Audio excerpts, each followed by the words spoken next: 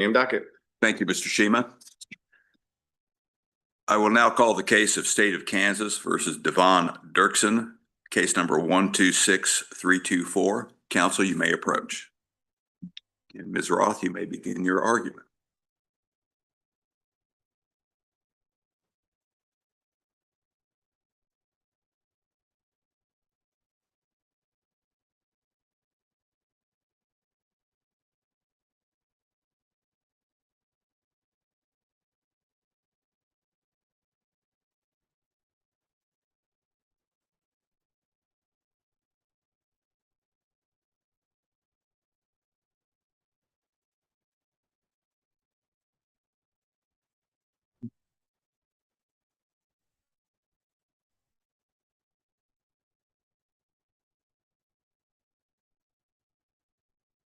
May it please the court. Again, I'm Jennifer Roth of the Appellate Defender Office.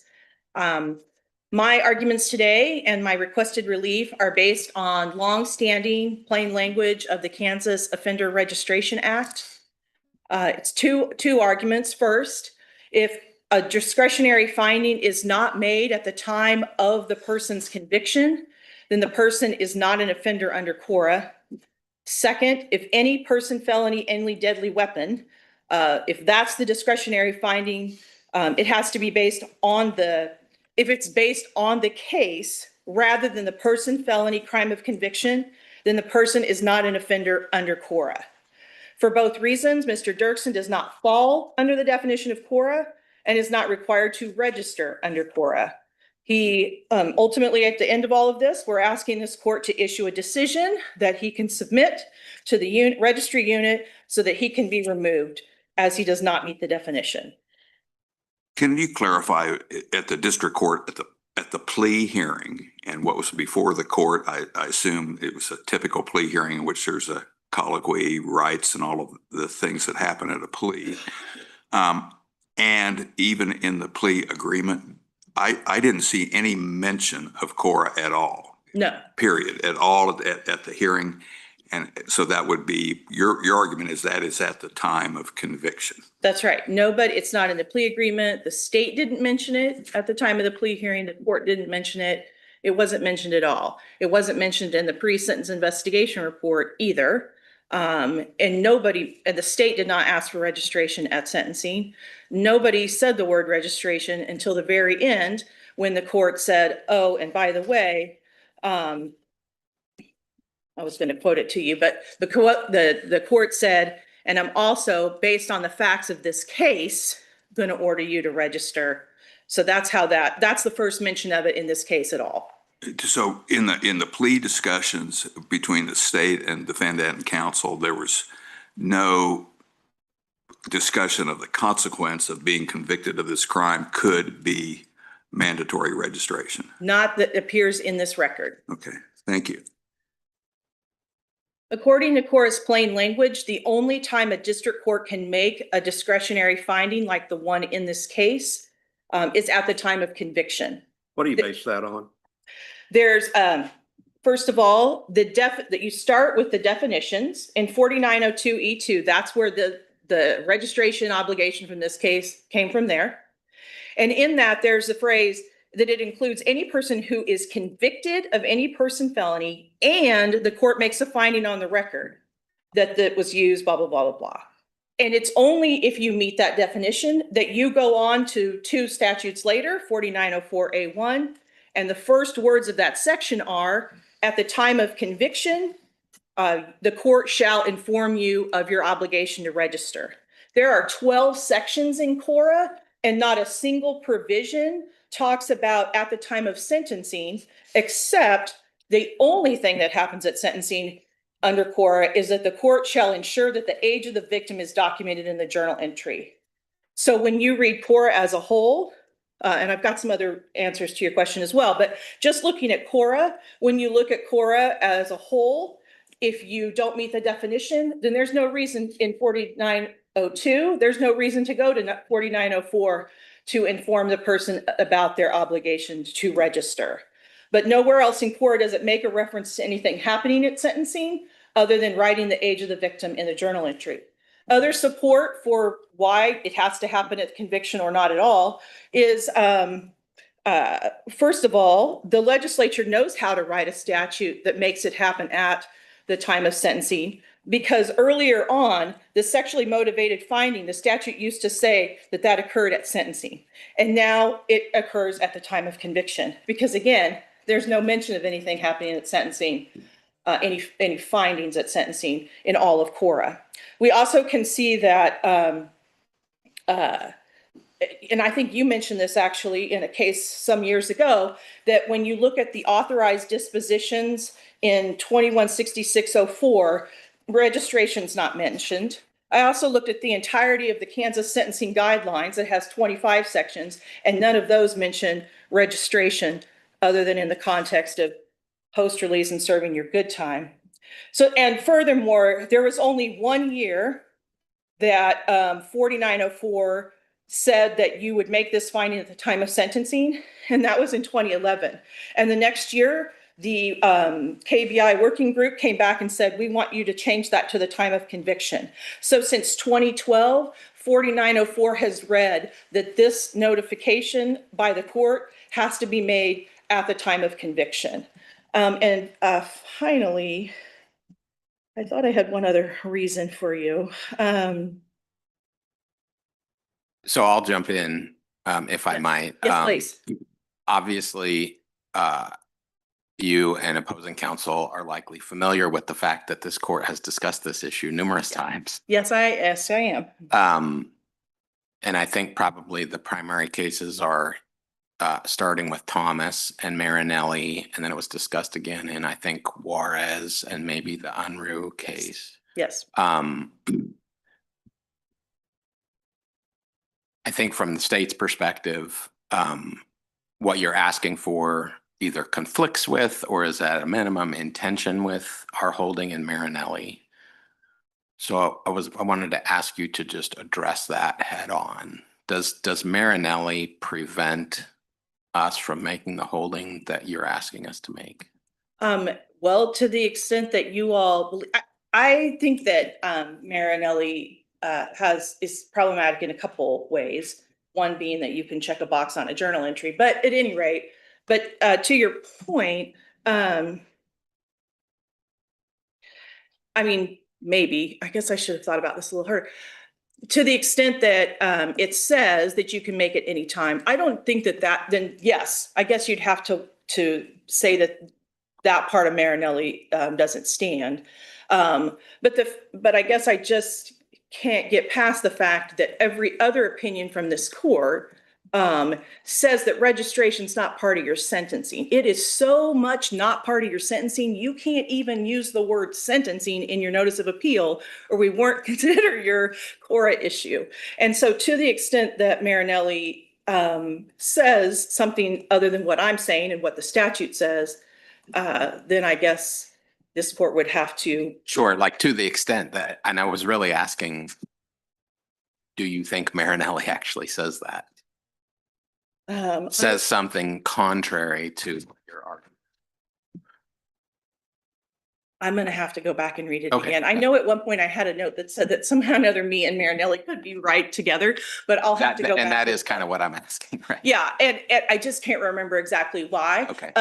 But the thing is, you can still have it be the law, at which I think Marinelli talks about this too. All those things came out on that same day. But I think Marinelli can still stand for things like, it's not part of your sentencing. You can check a box. Other things I might disagree with, but as to this point, it's possible that we could both be right. Let's back up a little bit, because you start with the premise that because the statute was changed to say that the defendant shall be informed of a duty to register at sentencing. Marinelli says that's a procedural rule designed to make sure that someone who is released after conviction prior to sentencing doesn't get tagged with a Cora violation. But my question is, because you're hanging your hat on the word shall, do we have to overrule our case law that says the word shall can mean other things than being mandated. So the first thing I would say is that I'm not sure if I misunderstood you, but What now you're that saying this- shall means no, mandate. no, the first part that you said. The statute that has existed since 2012 that says the court shall inform you of the blah, blah, blah. If it says that, and then it says if you're released. And so to the extent that I maybe misheard you, you can in fact get tagged with a core violation before you're sentenced for a case. I've seen transcripts where people go to sentencing and they don't get their plea bargain or whatever because they violated core between the time of their conviction and their sentencing. So that's actually a thing. You could, yeah, if your obligation starts the minute you're convicted, which it does, regardless of. That's not what I'm asking know. about the word shall And the and our word case shall. law. So what I thought that the thing about shall, is this about how there's not I am not concerned about the shall in 4904 as much as I'm concerned about the 4902. And that is because I have to agree with you in prior cases that there isn't necessarily a consequence if you don't follow the shall. If the court does not follow the shall in 4904 and inform you of your obligations, because your case law has been contrary to what I think. And so to the extent that I'm understanding the question, I think that even though it says shall, I'm with you that this court has held that there's not a consequence if the court doesn't follow all of the steps in 4904. But what I'm saying today is that you don't even get to 4904, where it says the court shall inform you of these things, if you don't make the finding that the person needs to get informed in the first place, which is part of the definition in 4902. Those are tied. I mean, I guess in my mind, those are tied together. Yes, You have to make the finding in order to inform. exactly. So And that's the order. I'm still back to, Okay, does the word shall mean you have to have done that? And we have case law, a lot of case law Huh? that says that shall does not necessarily mean some kind of mandate. That you look at the context, you look, for example, at whether there are consequences in the statute. right, As to whether, and so that tells you whether shall means something different. right. And I guess what. And I'm just trying to start with, Right, we have a lot of case law. We have syllabus paragraphs, says the word shall doesn't necessarily Yes. mean mandate. yes, Do we have to overrule that no, to get you to where you are? no, Do we have to overrule the case law that says when we're looking at a statute and trying to figure out what the legislature intended, because we've got this mushy word shall in there, one of the things we look at is whether there are consequences for that. Do we have to overrule that case law to get you where you want to be? no. And I thought you might ask me about consequences, so I do have some responses to that. And the thing is, like I sort of alluded to here a minute ago, I have tried to argue that the fact that there are not consequences presents a constitutional problem. And this court has said, no, thank you. And so I am with you that I agree that at this point in time, this court's case law, and I don't think you have to overrule it to get me to where Mr. Dirksen wants to be. I don't think you have to overrule the fact that there isn't a consequence if the court doesn't tell me A, B, and C.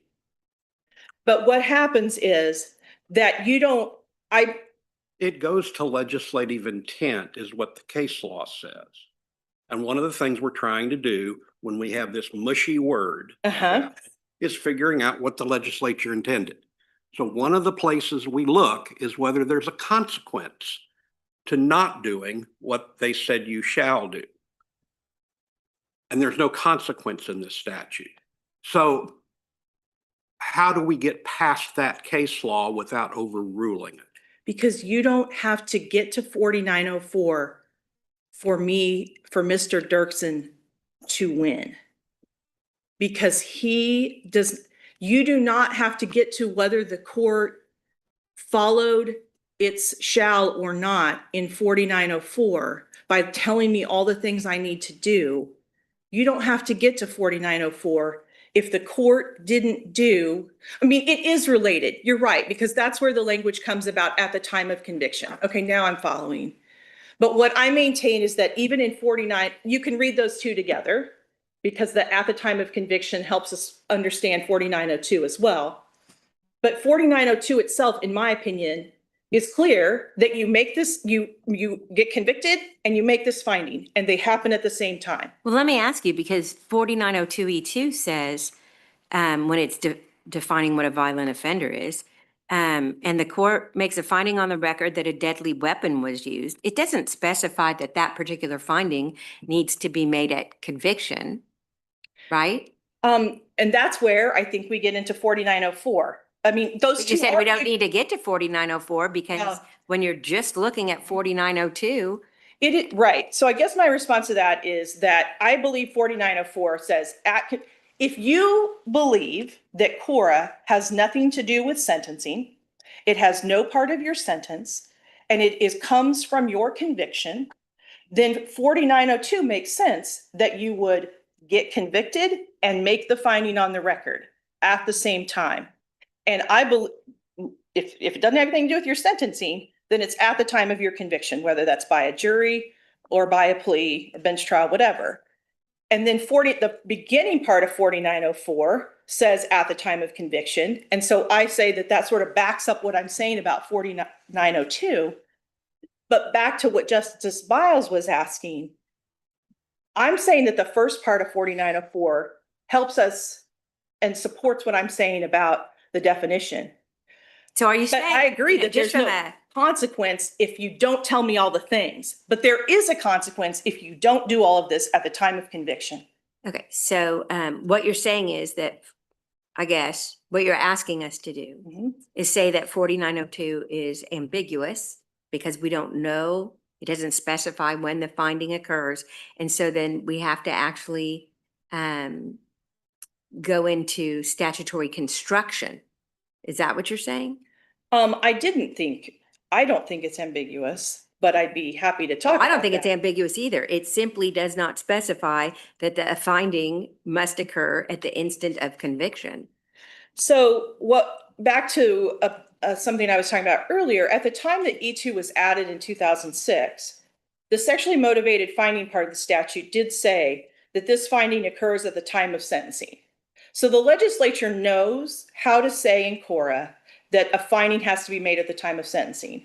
And they removed that language. And now no findings, nothing in Cora takes place at the time of your sentencing. Those words don't appear anywhere in Cora any longer, other than at the time of sentencing, you'll put the age in the journal entry. So to the extent again, that, or sort of like the history of the statute. Which goes into statutory construction. I mean, if this court. Well, I'm just saying, I mean, I'm not advocating for that. It just sounds like you're arguing that.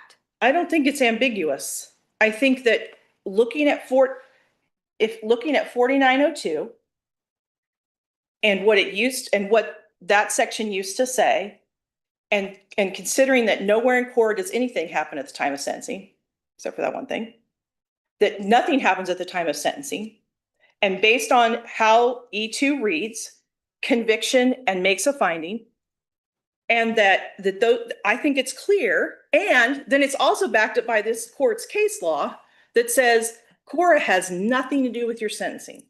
So much so that if you were to appeal your sentencing hearing, we will not consider your Cora argument. And so all of these things taken together. Let me ask you this. So if you're looking at 4902E2, okay, there's two things. You're a violent offender if you've been convicted of a person felony. Okay, right? Yes. And the court makes a finding on the record that a deadly weapon was used. Yes. Okay, just reading that, just looking at that, not looking at how the statute was changed, not looking at how our past case law has interpreted it, nothing else. When you're looking at the plain language of the statute, would you say that that finding could be made at sentencing?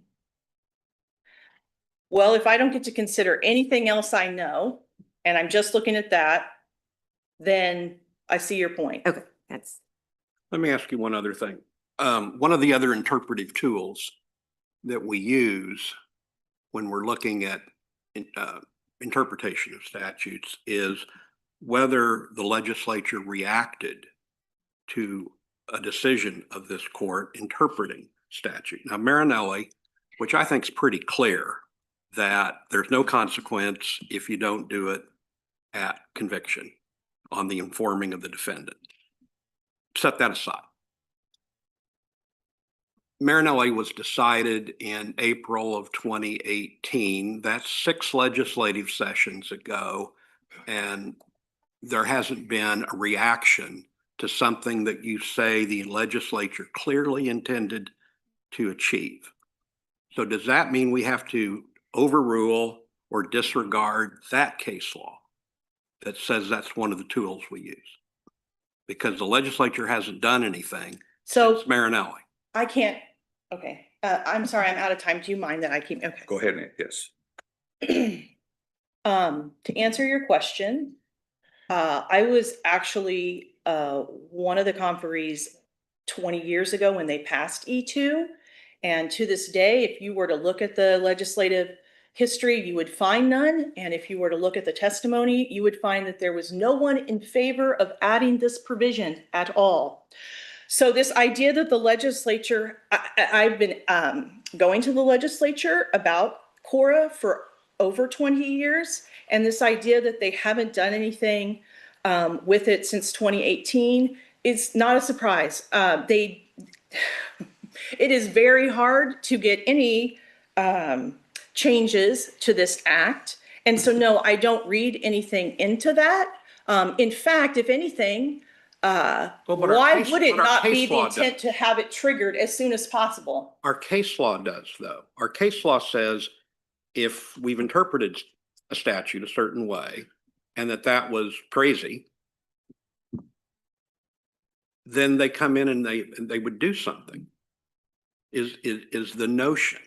I guess because they didn't, yes. That must mean that the original decision is not offensive to legislative intent. I see what you're saying. No, I don't. I actually, you're right. I sort of think we give that too much credence because there are a lot of things that the legislature doesn't change. And so I'm not saying you have to overrule all of that. I'm not saying that that isn't something that this court couldn't continue to look at, but I think that it should not be given the same amount of weight as maybe we once did, because there are all kinds of things the legislature doesn't change. I don't know if that answers. I guess I don't understand. I mean, they're trying to call a special session because we denied a petition for review. It seems like they're not inattentive, is my point. Depends on what they're attentive to. I mean, I don't have to tell you that, sir. I mean, right. We both are living in the same system. And so to the extent that, I mean, the fact that the legislature hasn't made any change to that, I don't read that much into it. And in fact, I would say that again, I'm going away from the plain language and using the stuff that is in my head, but the fact is that if this court, believes that this is about public safety, or if the legislature believes that but doesn't say it or whatever, then why would you wait for it to trigger at sentencing? Why wouldn't it trigger at conviction?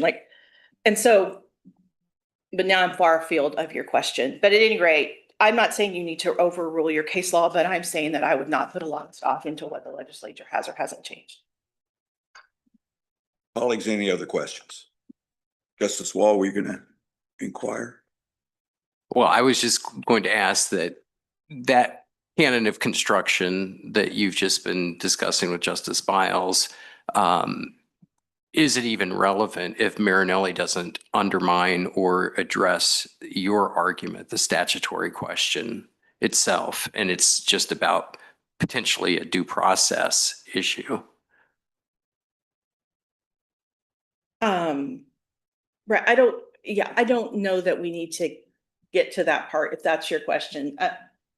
And again, you said the word due process. So the thing is, I'm making a statutory construction. Right. And do you think it's important that we separate those two concepts?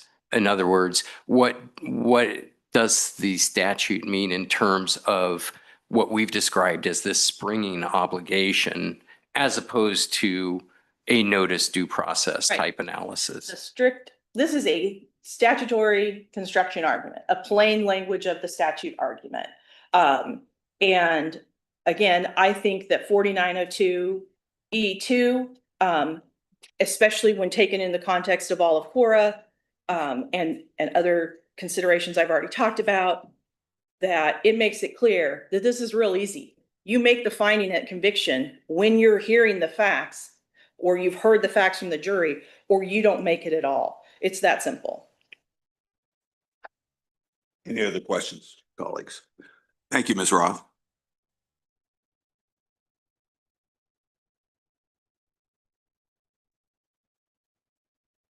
On behalf of the Kansas Attorney General's Office, Assistant Solicitor General Ethan Ziff-Sigler.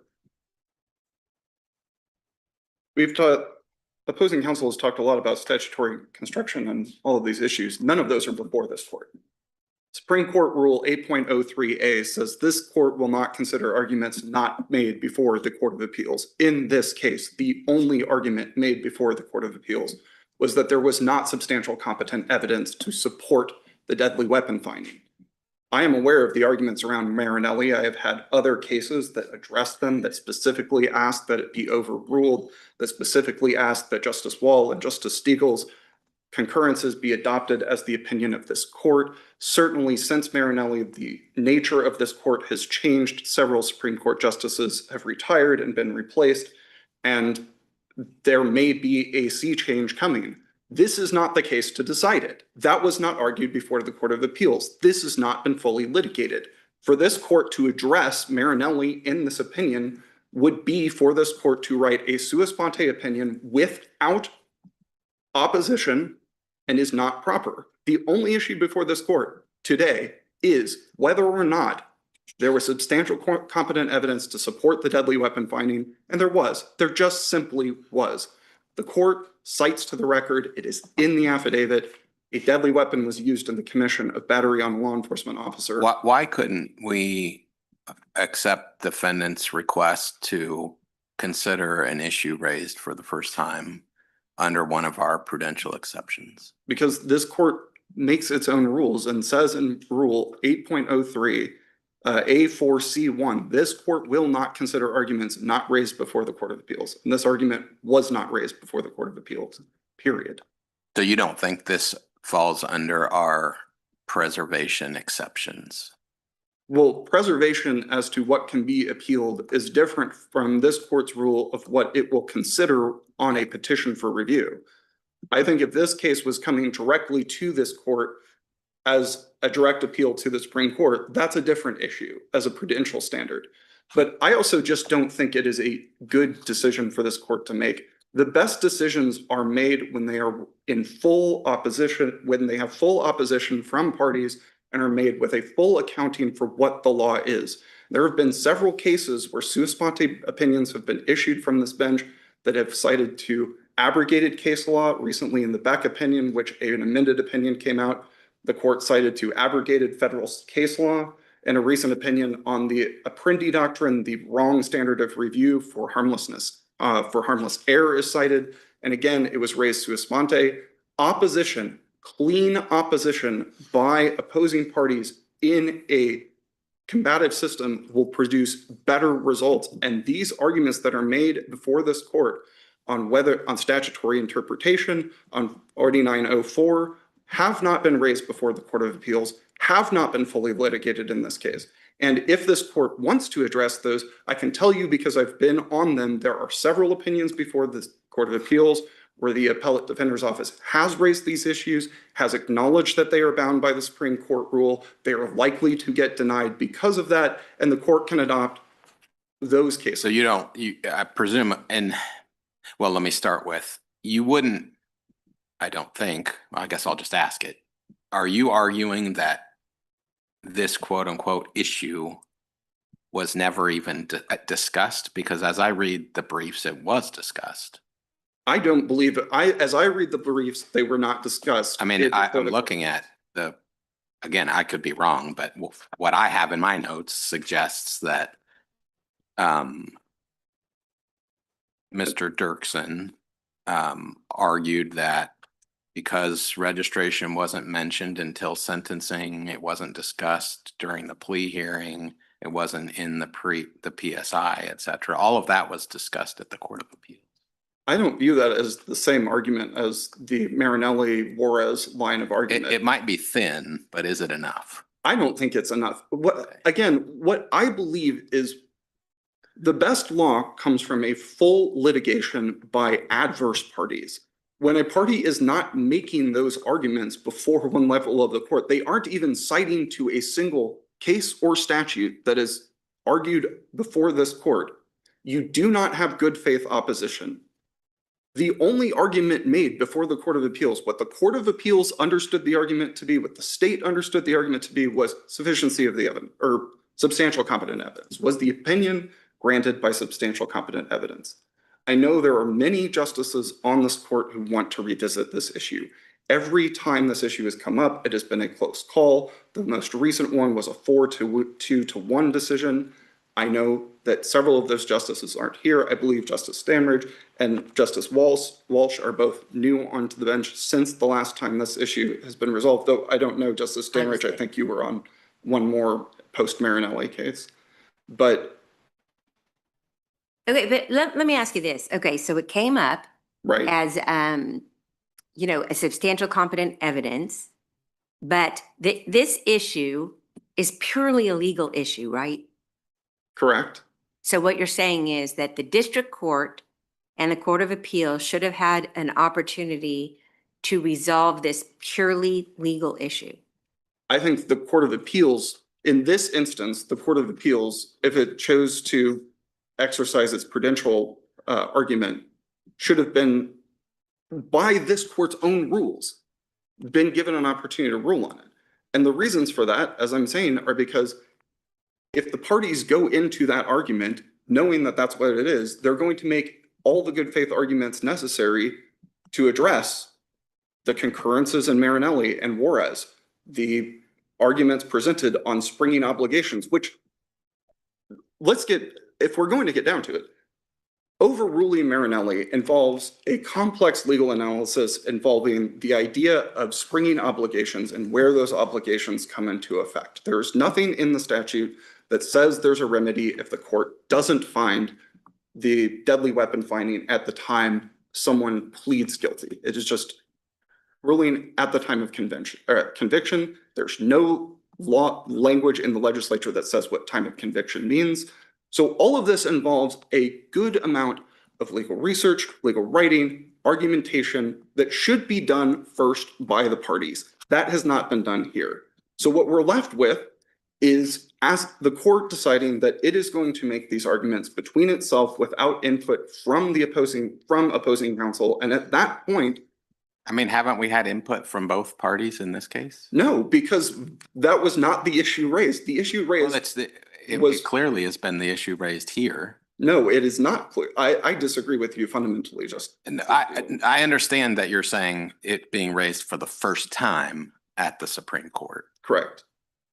But did you not have an opportunity to respond to that argument once it was raised? I mean, we do, but also this court makes it clear that it will not consider. I understand that you may have a strong preservation argument based on our rules. You might prevail on that, but it seems a stretch to me to suggest that you have not had an opportunity to weigh in on the merits, because you have had an opportunity, haven't you?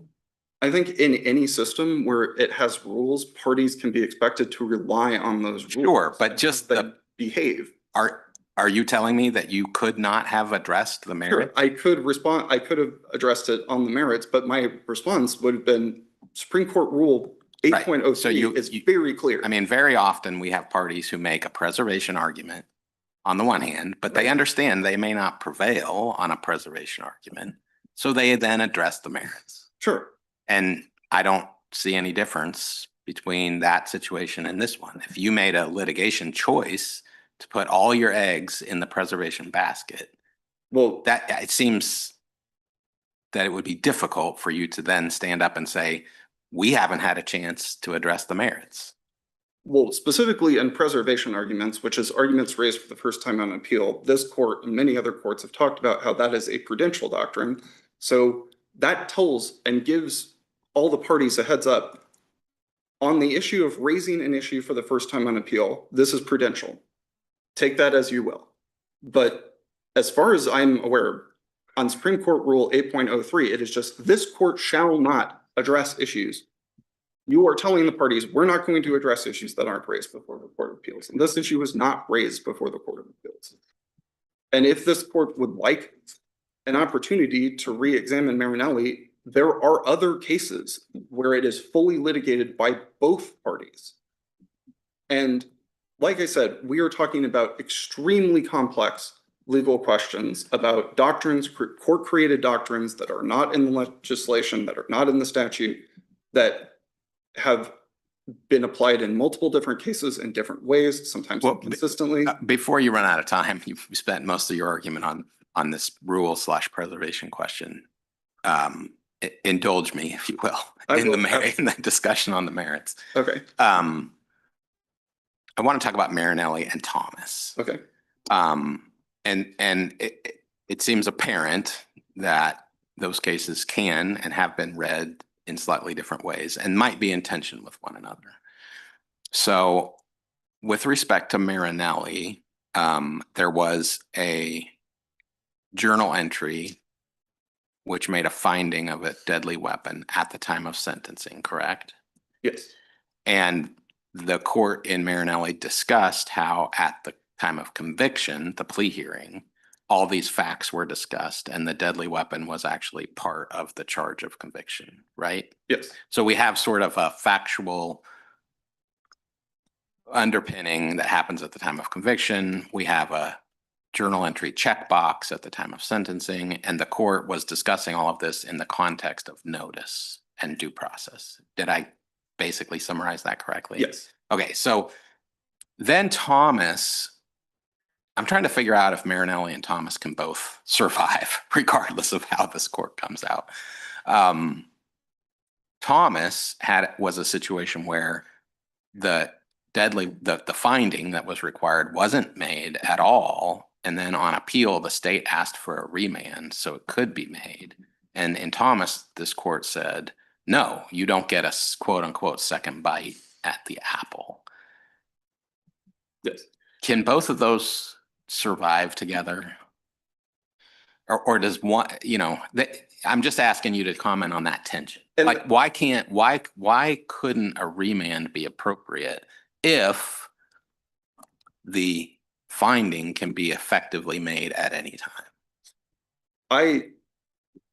And this goes into like why I would want a full argument on this from the Court of Appeals. My position is I think this court has, I believe that the no remand, no second bite at the apple doctrine that has arrived through my understanding, and this could be wrong, but through a combination of rulings involving springing obligations that involve issues both in Cora and in restitution, have resulted in a conclusion that we never remand on certain issues to make the appropriate factual findings for the ultimate order. I don't think that is, I do not think from my readings, I support that. I know this court has come to that conclusion several times, but I believe that remand is appropriate. So you would make the argument, and this seems very logical to me, that following the reasoning, if not the holding of Marinelli, but the general thrust of the reasoning suggests that Thomas is wrong. Yes. Okay. But I think the findings do need to be made. And then, right, and then the would converse would also be true, that following the reasoning and general thrust, not the holding of Thomas, suggests that Marinelli might be wrong. Again, that is one of those things where we're talking about a series of cases, and I don't feel comfortable saying that without really diving. You were comfortable saying Marinelli says Thomas is wrong. Well, I am fairly comfortable with that because I do think but that's to the conclusion on the whether or not can this court order remand for the factual findings. That is the question. Let me ask this. In your brief to the Court of Appeals, you made a preservation argument. Correct. What was the focus of that preservation argument? That was just that there was no objection to the deadly weapon finding at the time of sentence. That was the core of that preservation argument. So the notion of sufficiency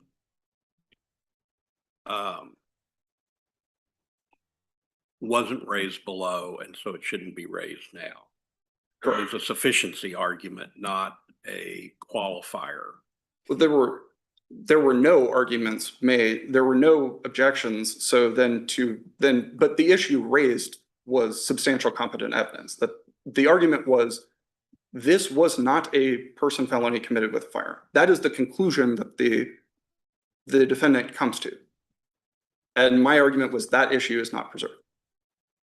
And I don't think any issue was preserved. Now, I've read through enough cases to know that the court is going to reach the merits of a core question.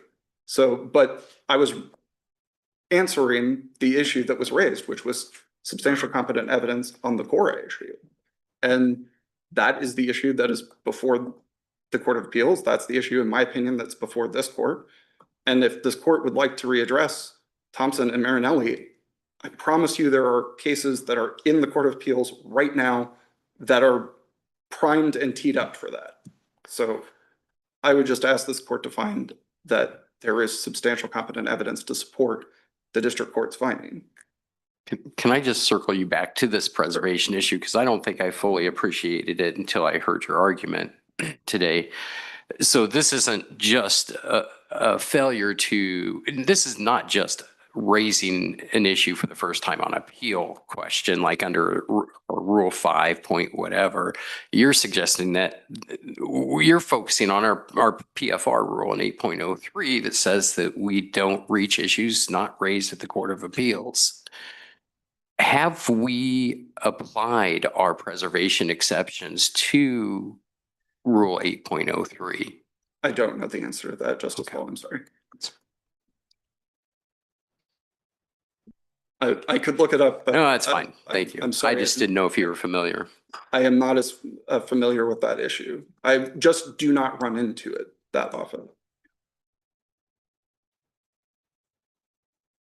Colleagues, any other inquiry? Thank you very much for your argument this morning.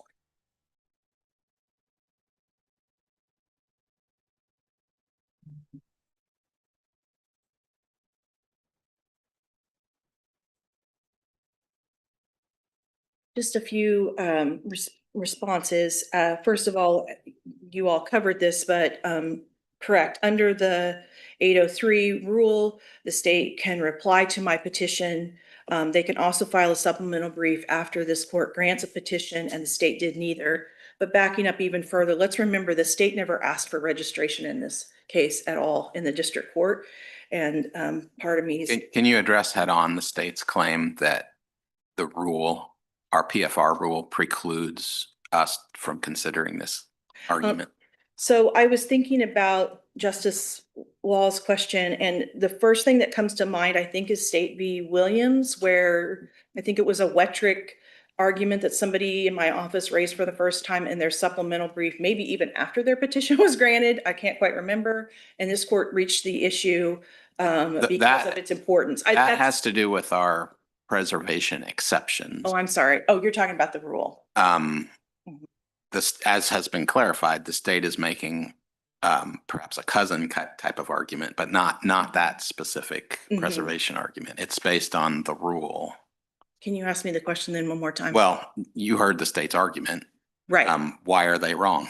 And what I'm saying is that I could have done a better, well, another response I'd have is that I could have done a better job of saying that this is essentially a jurisdictional argument, to borrow, to think about it in terms of Thomas or the concurrence in Juarez or the concurrence in Unruh, this idea that it's sort of jurisdictional in that if it didn't spring into existence, then it's not really an error. So I guess that'd be part of my response, is that in a way, I think the argument that I was making in my petition is a jurisdictional one.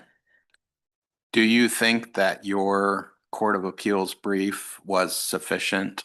I mean, you heard my exchange with your opposing counsel. I think I characterized it as thin. Is it enough? I think that I'm sure, I admit, I did not say, Juarez, Unruh. I didn't say Unruh in my petition, but at any rate, I think thin's probably fair. I also think that the argument that I did make, is, is along the same line. I'm making, construction arguments about how a duty did not spring into existence. And so, again, I think this court should consider it for a number of reasons. So in our, Part because it's jurisdictional. I think it's jurisdictional-esque. in our rule, we talk about not considering issues not raised before the Court of Appeals. That's Mhm. what the states rely on. The rule concludes that we may, however, address plain errors Plain not error. presented. Yes. Do you think this is a plain error? I do, because I think it's, it is a question of law, but also I think it's jurisdictional. I do think this is I'm making a jurisdictional-esque argument, and I would categorize that as plain error. What is plain error? Yeah.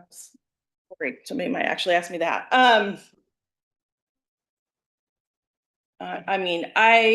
I don't know the full extent of what constitutes plain error, to be honest with you. But I have to think. I don't know if jurisdiction is plain error, but I know that a jurisdiction thing is something that a court can consider at any time. And I guess I'm saying that whether that is actually plain error or not, and again, I could have been clearer in my petition, but I believe that what we are raising here is a jurisdictional type of argument, and the court can consider the jurisdiction at any time. And the other thing I guess I would note is that this is, again, a statutory construction argument. But at the end of the day, we can't, ignore the fact there's no mechanism in Cora for a person to really challenge anything. And so the fact that, the only time I can think of that the process of challenging something on appeal as a jurisdictional issue, that is something that a person can do, and that there really isn't any other mechanism. And so this idea that we're bringing it to you for the first time, I guess I think that this court should decide it, and that there just aren't a lot of other processes. There aren't any processes to bring these things forward. At any rate, I see I'm out of time. So I guess I better just wrap up and say that, again, we believe that the plain language of the statute, that the plain language of Cora, and that what we know about this court's decisions and what we know about the history of Cora tells us that if this discretionary finding is going to be made by a court, it has to be made about the exact person felony, and it has to be made at the time of conviction. There has to be a deadline, or otherwise you find yourself in Thomas land, where the state wants to ask on appeal to make somebody register. And the deadline here for a court to make this discretionary finding under E2 is at the time of conviction. And so for those reasons, we'd ask this court to relieve Mr. Dirksen of his obligation to register. Thank you. Thank you, Ms. Roth.